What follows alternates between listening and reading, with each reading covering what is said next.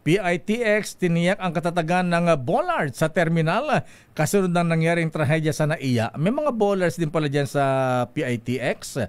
RH15, Giselle Ricafort, please come in. Giselle. Lakay, ginarantiya ng pamunuan ng Parañaque Integrated Terminal Exchange ang katatagan ng mga bollard sa terminal kasunod nga ng trahedya sa NAIA Terminal 1 ay kinamatay ng 2 individual. Ayon sa PITX, sinaprubahan ng proyekto noong 2024 bahagi ng kanilang commitment na mapahusay ang kaligtasan ng mga pasahero at infrastruktura ng terminal. Pangunahing bahagian nila ng inisyatibang yan ang paglalagay ng mga bollard na idinisenyo upang magsilbing pisikal na harang para maprotektahan ng mga pedestrian. Sumusunod nila ang kasalukuyang installation sa itinatakdang pamantayan ng parehong engineering at gumagamit din ng layered safety approach. Bawat bollard may kasamang stopper at third na magkatuwang na nagbibigay ng matibay at maaasahan na proteksyon laban sa pagbangga ng mga sasakyan.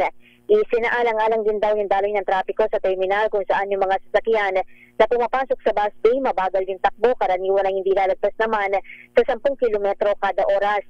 Nagsisilbihan nila mga reflectorized bollard bilang malinaw na visual cue upang paalalahanan yung mga driver na huminto maghinay-hinay ng andara.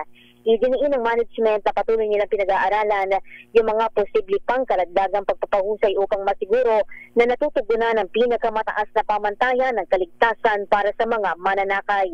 Giselle, Si Giselle Ricafort, Lakay. kung talagang matibay, sinampulan ba yan? Sinubukan na bang banggain ng bus yan? Kung matibay nga yan, baka mamaya ay i-track lang yan, matumba na yung bollards na yan.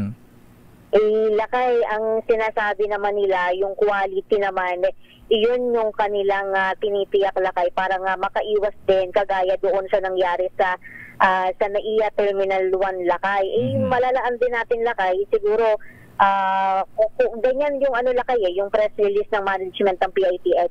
Okay naman yung quality. Ayun naman yung una na nilang tiniyak bilang nung 2024 pa rin pala, Lakay, inilatag at naaprubahan yung proyekto na yan. Ibig sabihin bago pa magkaroon ng trahedya doon sa airport. Ayan, sana nga ma-check na mabuti yan. Ayan, okay nga, Rudy.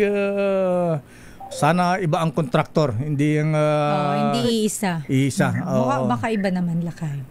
Lakay, at sana hindi rin substandard kahit na napakamahal ng presyo, 8 million yung sa NAIA, hindi pa, Lakay. Ayan, ginamitan niya ng island cement. Ayan. Ito ang support para sa DZRH na sa Pilipinas, una sa Pilipino. Daming bayan. Maraming salamat, Giselle Ricafort.